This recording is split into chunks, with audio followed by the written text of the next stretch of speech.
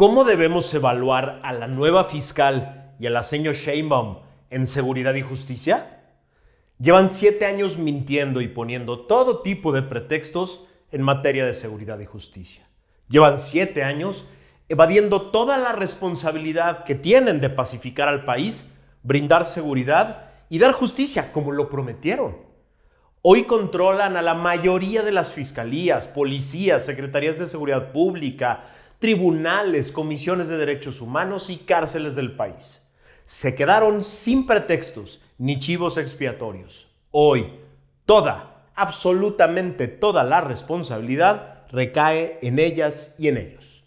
Te quiero proponer 3 criterios para evaluarlos mejor y hacerlos rendir cuentas en estas materias vitales. De eso se va a tratar el episodio 410 de Factor Kaiser. Déjame recordarte muy rápido de la nueva sección llamada Ciudadano Comprometido.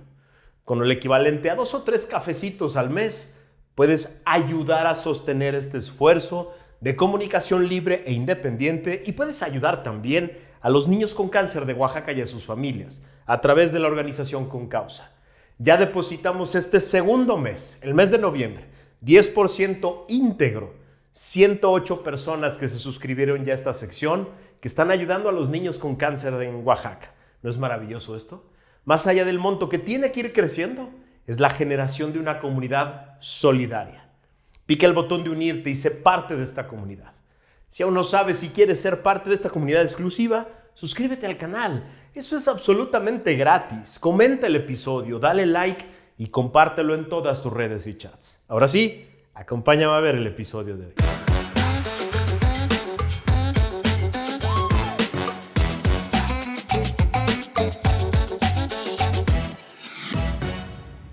El poco tiempo que duró el experimento democrático en México no fue suficiente para entrenar a la ciudadanía en la capacidad más importante que debe tener esta en una democracia, la de evaluar a las personas que tienen el poder y exigirles cuentas. Quienes han tenido el poder en México en los últimos 7 años están felices de que los mexicanos nunca hayan adquirido la capacidad de informarse adecuadamente, de evaluar la capacidad de quienes los gobiernan, de compararlos objetivamente con gobiernos anteriores y con gobiernos de otros países, de exigir que se cumplan las promesas hechas en las campañas, pero sobre todo de mejorar la vida real, la vida diaria de las personas, para después poder premiarlos o castigarlos con votos. Lo que hoy podemos confirmar como un narcorrégimen, el narcorrégimen morenista, gracias a índices internacionales, a investigaciones de la propia Fiscalía General de la República y a hechos que están a la vista de todos, como las alianzas con los principales enemigos de la población, sin siquiera tratar de esconderlo, este régimen está muy contento con una población que no sabe exigir cuentas, que no está preocupado por la verdad y acepta cualquier mentira, que no se escandaliza con miles de asesinatos y desapariciones cada mes y que vive despreocupada del concepto de justicia.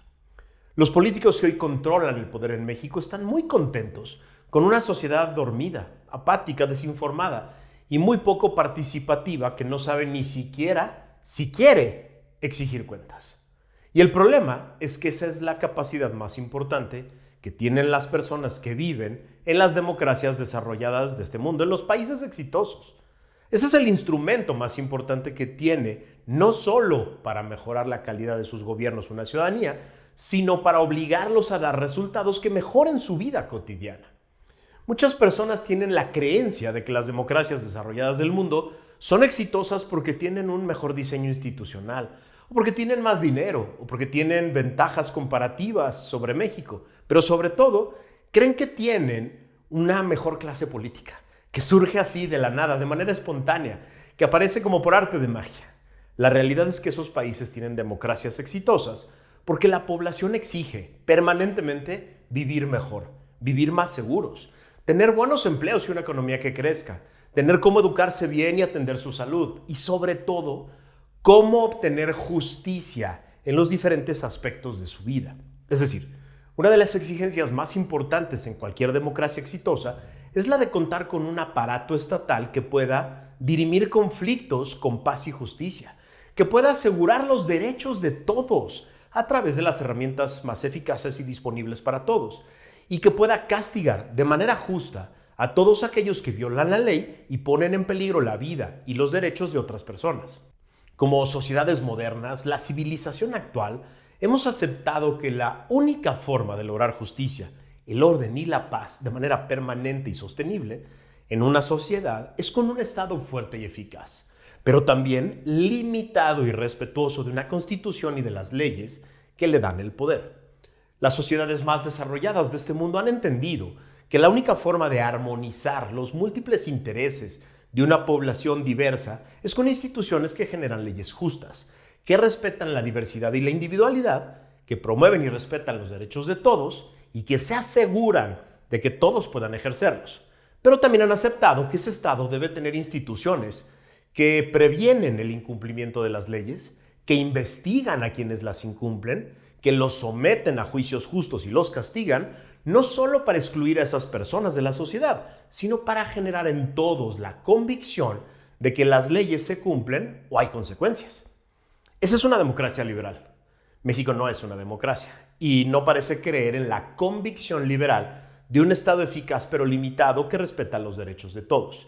Y utilizo el verbo creer con toda intención, porque un Estado liberal es una ficción, una creación humana, una institución construida y no natural, que requiere de ser conocida y entendida por todos, pero sobre todo requiere de ser aceptada por la población como la mejor alternativa posible para vivir en orden y en paz. Es decir, una sociedad vive en paz no gracias a la fuerza del garrote del Estado, sino gracias a la convicción de la mayoría de que es bueno para todos respetar las leyes y es bueno para todos someterse a un Estado justo que obliga a todos a someterse a las leyes. Estudio tras estudio en todo el mundo ha demostrado en las últimas décadas que los países más exitosos, más pacíficos, más desarrollados no son aquellos con el garrote más grande y más violento, no son aquellos que castigan a más personas, ni aquellos que someten por la fuerza a más criminales, sino aquellos en los que la gran mayoría de la población cumple con las leyes por convicción y se organiza para señalar y exponer a quienes no cumplen las leyes y le exigen al Estado una consecuencia concreta para cada persona, se trate de quien se trate, de aquellos que incumplen la ley. El experimento de casi 3 décadas de democracia en México no fue suficiente para generar esta convicción en la mayoría de los mexicanos. Al parecer, muchos mexicanos parecen estar tranquilos con la idea de un Estado que concentra el poder en unas cuantas manos, sin división de poder, sin equilibrios, sin límites, sin obligación de ceñirse a sus facultades expresas, sin responsabilidad en el ejercicio del poder, sin rendir cuentas y sin la obligación ni siquiera de decir la verdad. Eso soy el Estado mexicano. Y sucedió a la vista de todos, en el corto lapso de 7 años. Del experimento democrático pasamos a una tiranía populista en la que el poder se ejerce sin límites, sin controles, sin herramientas ciudadanas para contenerlo y sin la obligación de rendir cuentas, ni siquiera de decir la verdad. Pero lo peor es que no solo sucedió a la vista de todos, sino que, al parecer, millones están tranquilos con esa idea. Y a millones más no les interesa ni siquiera entender qué significa todo esto en sus vidas. Si estás viendo este episodio, queda claro que tú no eres uno de los que acepta este modelo de tiranía populista para México, ni eres de los que le vale madre. Eso me queda claro, porque estás aquí. Por eso te quiero proponer una nueva forma en la que ciudadanos inteligentes como tú y como yo debemos evaluar a este narcorrégimen, en concreto, en el área vital de seguridad y justicia, y en específico a la nueva titular de la Fiscalía General de la República, la señora Godoy, y a su jefa, formal por lo menos, la señora Sheinbaum. De entrada, la primera forma de evaluarlas es entendiendo que todo, absolutamente todo, hoy está en sus manos. Es decir, ya no hay un solo pretexto posible ni a quién echarle la culpa como acostumbran. Las policías están en sus manos. La gran mayoría de las secretarías de seguridad pública están en sus manos. La gran mayoría de las fiscalías están en sus manos. El ejército y la marina están en sus manos. Y ahora, hasta los tribunales y las comisiones de derechos humanos están en sus manos. Ya no le pueden echar la culpa tampoco al pasado, porque el pasado inmediato son ellos mismos. Este no es el primer año de un gobierno, hay que entender eso. Es el año 7 de un régimen. Eso es bien importante de entender. 7 años son más que suficientes para hacerlos totalmente responsables del presente y también del pasado reciente, que influye directamente en este presente. Y así, el primer criterio para evaluar a la señora Godoy como fiscal y a la señora Sheinbaum como la encargada de la oficina de la presidencia, que es su jefa formal, es no permitirles pretexto alguno, ni permitirles evadir la responsabilidad de ninguna manera, porque tienen todo el poder en sus manos y con eso toda la responsabilidad. Así, cada asesinato, cada secuestro, cada desaparición, cada extorsión, cada tortura y cada uno de los miles de delitos que se cometen todos los días en México caen directo y sin escape alguno en su responsabilidad. Sin división de poderes, se acaba la división de las responsabilidades, que es como funciona una república. Sin autonomía de las instituciones, todo recae en las titulares del gobierno y de la fiscalía. Sin Estado de Derecho, en el que se determina la responsabilidad concreta de cada funcionario con base en la ley y en sus facultades, la responsabilidad política de las titulares de estos órganos sustituye la responsabilidad jurídica. El segundo criterio que te quiero proponer para evaluarlas en materia de seguridad y justicia parece bobo, pero no lo es. Que mejore la seguridad y la justicia en las calles, en México. A ver, me explico, porque de verdad no es bobo. Pero llevan 7 años engañándote. Durante 7 años en las mañaneras te han engañado con gráficos y datos manipulados con los que aseguran que han tenido éxito en la disminución de los delitos y de la inseguridad en México. El dato que utilizan es el número de delitos federales registrados en carpetas de investigación. Esta trampa es muy fácil de explicar. Primero, no te dicen que la mayoría de las organizaciones especializadas en seguridad y justicia en México calculan que la cifra negra en este país es de alrededor del 90%. La cifra negra es el dato de los delitos que no se denuncian y que por lo tanto no son conocidos por la autoridad. Y así, en el mejor de los casos, las gráficas de la mañanera contienen solo el 10% del total de todos los delitos que se cometen a nivel federal en México y que son conocidos por la autoridad y que se convierten en una carpeta de investigación. Y así te presentan la disminución de carpetas de investigación que solo son el 10% del total de los delitos que se cometen en México y te lo presentan como un éxito en la disminución de la violencia y la mejoría de la seguridad. Esto es un absurdo por 3 motivos. Primero, porque solo es la investigación, no la sanción del delito. Segundo, porque la disminución de las carpetas de investigación no necesariamente implica la reducción de delitos, porque puede deberse a que las autoridades abren menos carpetas o que la gente denuncia menos porque no confía en ellas y no porque hay menos delitos. Y tercero, y quizá el más importante de todos los elementos para evaluar que esto es una trampa y un engaño, es porque la mayoría de los delitos que nos afectan a ti y a mí todos los días, los que generan violencia e inseguridad, son del fuero común, es decir, estatal, y no están en esos gráficos. Otra trampa inhumana que han hecho, que ellos mismos se provocaron desde la oposición, es utilizar a los homicidios como medida única de violencia en el país. Se la provocaron porque fue el Santón de Macuspana y su secta, los Epigmenios Ibarras y demás propagandistas, los que contaban todos los muertos en los sexenios anteriores. Llevaban la cuenta y se los atribuían directo a los presidentes en turno, como medida del fracaso en el control de la violencia. ¡Asesinos!, les gritaban a los expresidentes con cada asesinato relevante en el país. Y así, el público, la prensa y el propio gobierno adoptaron el asesinómetro como medida de éxito en esta materia. López pensó que sería muy fácil reducir el número de asesinatos y el asesinómetro determinaría su éxito. Pero a la mitad de su sexenio se dio cuenta que iba a romper todos los récords. Y entonces inició la inhumana trampa que continúa hasta hoy: esconder los asesinatos en la lista de desapariciones y otros delitos. Y así, desde hace 3 años, cantan victoria porque según ellos, la curva de homicidios va a la baja. No importa que misteriosamente se hayan duplicado las desapariciones y otros delitos contra la vida.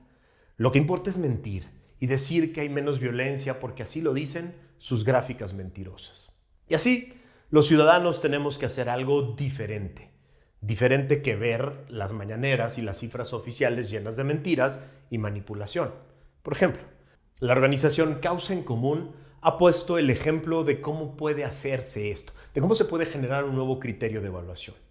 Un grupo de especialistas de esta organización monitorea desde hace años diversos medios de comunicación de todo el país para identificar los miles de delitos violentos que suceden en México cada mes y los reporta en un informe que llaman la Galería del Horror. En ese informe dan a conocer todas las atrocidades que suceden en México, las reporte o no el gobierno, y que se reportan en distintos medios que contrastan brutalmente con el mentiroso discurso oficial triunfalista. En el último infográfico que reportan, que recaba notas de enero a octubre de 2025, registraron, por ejemplo, 9.516 víctimas de extorsión, 701 casos de trata de personas, 226.000 casos de violencia familiar, 598 víctimas de secuestro, 2.378 mujeres asesinadas, 31.000 casos de robo con violencia, 20.000 casos de homicidio doloso, 23.000 casos de robo a vehículo con violencia. Y así es absurdo celebrar que hay una mejora en la seguridad en México y decir que hay menos violencia. Pero el tercer criterio que te quiero proponer, que para mí es el más importante de todos y que no ha sido medido nunca en México, es el de sentencias condenatorias de criminales de verdad y cómo aumentan o disminuyen. A ver, por algún motivo extraño, los mexicanos hemos permitido que la Fiscalía General de la República y las fiscalías locales nos echen rollos eternos sobre acciones que toman y diligencias que realizan. Y nunca les hemos exigido el dato más importante de todos: ¿cuántos delincuentes meten a la cárcel después de un juicio que ganan en tribunales y del cual obtienen una sentencia condenatoria? Ese debería de ser el único dato importante, el que más tajantemente le deberíamos de exigir hoy al gobierno. Hoy no existe y lo tenemos que crear. Yo me comprometo a tratar de diseñar este mecanismo de medición a través de PROJUC, el proyecto de justicia común que tenemos con jóvenes abogados. Ese es el dato que nos va a servir para ponerlos a rendir cuentas, de verdad, aunque no quieran. En la resistencia de ciudadanos útiles y felices, no nos vamos a volver a conformar con mentiras y discursos triunfalistas y mentirosos. Y nos vamos a organizar para darnos entre todos los instrumentos que nos permitan exigir cuentas de verdad. Y por eso, ¡viva la resistencia!